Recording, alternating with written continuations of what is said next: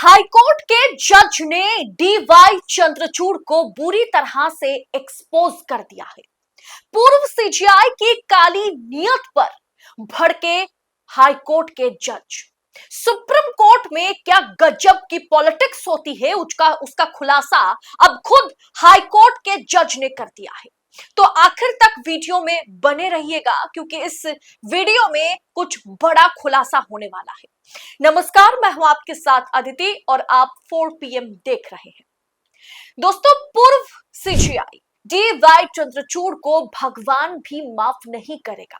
High court के जज ने बड़ी बात कर दी उन्होंने। जी हां, सुनकर आप भी हैरान हो जाएंगे कि हाईकोर्ट के जज कैसे कह सकते हैं कि पूर्व सीजीआई को भगवान माफ नहीं करेगा, भगवान भूलेगा भी नहीं कि उन्होंने क्या किया।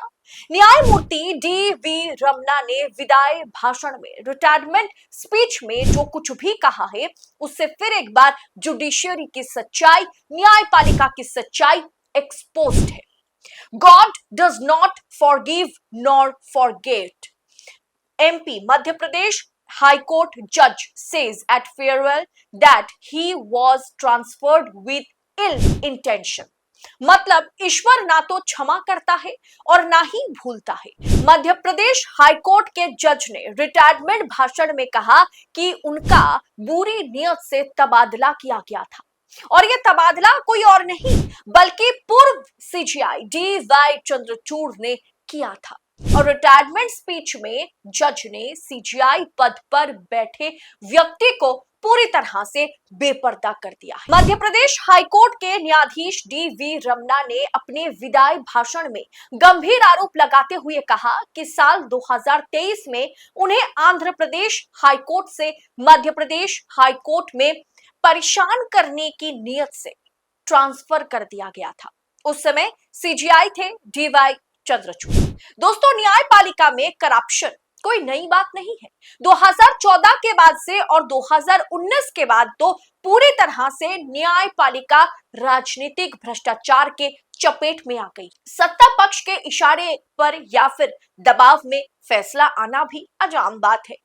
जज अगर सत्तापक्ष के खिलाफ फैसला सुनाते हैं तो जजों का तबादला भी आम सी बात हो गई है। लेकिन हमेशा इस पर बातें होती है, सवाल उठता है, लेकिन इस बारे में खुल करके पहली बार किसी जज ने सीजीआई को न्यायपालिका के अंदर की करप्शन को एक्सपोज कर दिया है। जस्टिस रमन्ना 2 जून को रिटायर होने जा रहे हैं। 2023 में उनका ट्रांसफर बिना किसी ठोस कारण के, बिना किसी स्पष्टीकरण के किया गया था और उन्हें सुप्रीम कोर्ट कोलेजियम को कई बार प्रतिनिधित्व एप्लीकेशन उन्होंने भेजा था। उसे ना तो सुप्रीम कोर्ट की कोलेजियम ने डीवाई चंद्रचूड़ ने ना स्वीकारा था और ना ही खारिज किया था। उन्होंने कहा कि मेरे को मध्य प्रदेश ट्रांसफर करने के बाद मैंने फिर से कर्नाटक में ट्रांसफर के लिए एक ह्यूमैनिटी ग्राउंड से एक एप्लीकेशन भेजी थी जिसे ठुकरा दिया गया था।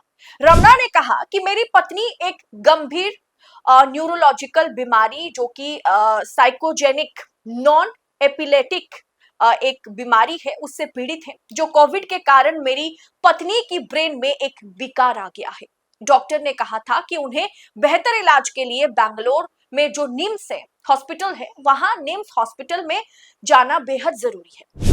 मैंने अपनी पत्नी के इलाज के लिए कर्नाटक में ट्रांसफर के लिए एक ह्यूमैनिटी बैकग्राउंड से अपील डाली थी जिसे सुप्रीम कोर्ट की कोलेजियम बेंच ने सीजीआई जिसे हेड करते हैं डीवाई चंद्रचूड़, उस समय जिस चीज को हेड कर रहे थे कोलेजियम बेंच को, उन्होंने इसे पहले तो ठुकराया, फिर मैंने फिर से जब एप्लीकेशन डाली तो ना तो उन्होंने उसे खारिज किया और ना ही एक्सेप्ट किया। उन्होंने इसे खारिज तो पहले कर दिया था, फिर जब मैंने 1/11/2023 को मध्य प्रदेश हाईकोर्ट के जज के रूप में कार्यभार ग्रहण किया, उसके बाद मैंने 19/7/2024 और 28/8/2024 को माननीय सुप्रीम कोर्ट को फिर से एप्लीकेशन भेजा कि मेरी पत्नी गंभीर बीमारी से पीड़ित है। लेकिन इस पर ना कोई जवाब आया, ना इसे माना मतलब स्वीकृति दी गई और ना ही इसे अस्वीकृति दी गई। एक जज को मानवीय आधार पर संवेदनशीलता की अपेक्षा होती है, लेकिन मुझे बेहद निराशा और दुख हुआ जब ये स्पीच वो दे रहे थे तो वाकई उनकी आंखें छलक रही थी, उनका दर्द बयां हो रहा था।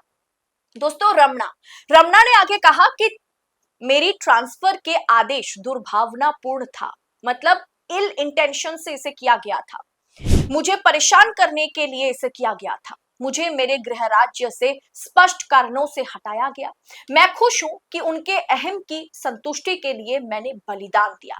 मतलब सीजीआई डीवाई चंद्रचूड़ और कोलिजियम बेंच को संतुष्टि मिलने के चलते मैंने खुद का बलिदान किया। वे रिटायर हो चुके हैं, ईश्वर ना तो माफ करता है और ना ही भूलता है, वो भी किसी ना किसी रूप में भुगतेंगे। दोस्तों, एक तरीके से डीवाई चंद्रचूड़ को श्राप दिया गया है, और ये श्राप, ये अभिशाप एक तरीके से दुख दर्द के चलते रिटायर होने वाले हाईकोर्ट के जज के मुंह से निकला है।